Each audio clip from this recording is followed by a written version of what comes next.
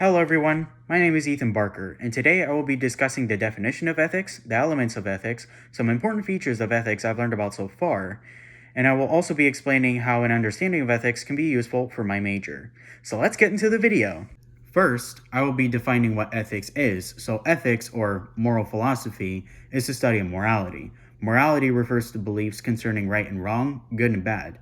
Beliefs that can include judgments, values, rules, principles, and theories, with moral theories being a prime example of this, but I will be going over that later since that was an important feature of ethics I've learned about so far. Next, we will be going over the elements of ethics, with the first of these being the preeminence of reason. So ethics involves and even requires critical reasoning, and ideally, we would want to come to the most informed decision we can make, or else disastrous consequences can result. A prime example of this would be anti-maskers not wanting to wear their masks because they don't believe that COVID-19 is as harmful as it is. Because of that, over 400,000 of these individuals have died. So in this case, wearing your mask is the more informed decision to make, especially since it can slow down the spread of the virus, which is indeed harmful.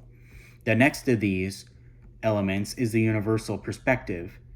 So ethics requires that moral judgments follow the principle of universalizability, the idea that a moral statement applying in one situation must apply to all other situations that are relevantly similar. Ideally, we wouldn't want to have a standard that only applies in one situation but on any other situation. Or else that could potentially lead to hypocrisy, which ideally we would not want. The next of these elements is the principle of impartiality. The welfare and interests of each individual should be given the same weight as all others. And honestly, I feel like that's self-explanatory, so now I'll move on to the next one, which is the dominance of moral norms. When moral norms conflict with non-moral norms, moral considerations win. An example of this would be an ambulance breaking the speed limit to save a human life. In this case, the speed limit would be the non-moral norm, and the moral norm would be saving a human life. So in this case, saving the human life would win over the speed limit. We will now be looking over some important features of ethics that I've learned about so far, with the first of these being that believers of a particular religion need to practice ethics and moral reasoning. Now, back from when I used to be a Christian, I used to believe that it was pointless to practice ethics, because I used to believe that God's moral law was already perfect. However, I made a crucial mistake with this belief, because practicing ethics can lead one to make more informed decisions, and as we had already previously discussed, with the preeminence of reason, not doing so can lead to disastrous consequences. And also, the moral codes for many different religions, including Christianity, are rather vague, laying out general principles that are difficult to apply to specific situations.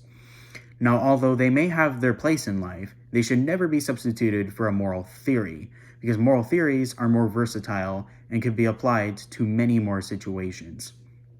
And we will now be going over moral theories right now, because that is another important feature of ethics that I have learned about so far. Now, moral theories are explanations of what makes actions right or what makes a person or thing good. However, they do not focus on the rightness or goodness of an individual, specific actions, or people. Rather, they focus on the very nature of rightness or goodness itself. They also help us assess our principles for specific kinds of cases and generate new lower-level principles if necessary, shed light on our moral judgments, and corroborate or challenge aspects of our moral experience. And these include consequentialist and non-consequentialist theories. Now, consequentialist theories state that the rightness of an action depends on the amount of good it produces, but different consequentialist theories define good in different ways. And these include utilitarianism and ethical egoism. Now, utilitarianism states that the morally right action is the one that produces the most favorable balance of good over evil, everyone considered. And it includes anti-utilitarianism. The morally right action is the one that directly produces the greatest overall good, everyone considered, and rule utilitarianism. The morally right action is the one that, if followed as a general rule, will produce the greatest overall good, everyone considered. However, ethical egoism states that the morally right action is the one that produces the most favorable balance of good over evil for oneself. However, non-consequentialist theories include Kant's theory, an action is morally right, if it is done in accordance with the categorical imperative and natural law theory. An action is morally right if it follows the dictates of nature. Some theories are better than others, and it's also possible to assess their worth. And they're also not perfect either, because realistically, no moral theory can be perfect, no matter how coherent they are. And lastly, we mentioned the moral criteria of adequacy, which involves the consistency with considered moral judgments, consistency with our moral experiences, and usefulness in moral problem solving. Finally, I will briefly explain how an understanding of ethics can help me in my major. As of now, I am majoring in general studies because I don't exactly know what I want to do yet. However, understanding ethics can still be useful for me, especially if I use both my understanding of the historical moral theories and the moral criteria of adequacy to challenge myself and my beliefs, and to use reflective consideration to solve difficult problems and decide what I ultimately want to major in.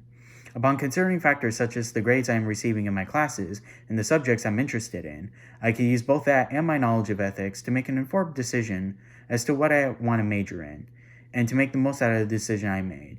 Because, honestly, I don't want to major in any class I am neither interested in nor doing well in. Instead, I would prefer to major in a subject I am both interested in and doing well in.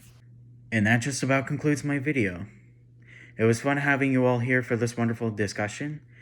Thanks for listening, and also thanks for watching. And I will see you all next time. See ya.